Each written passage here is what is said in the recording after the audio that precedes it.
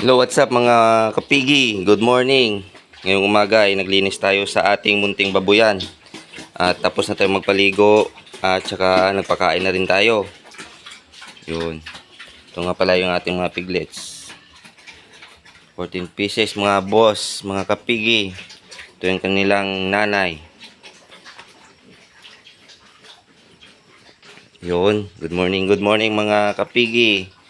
At napakain na rin tayo sa ating mga piglets. Yun, at malinis na rin yung kanilang kulungan mga kapigi.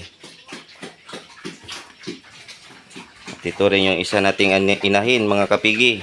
Nagpakain na rin tayo, tapos na rin tayong magpaligo.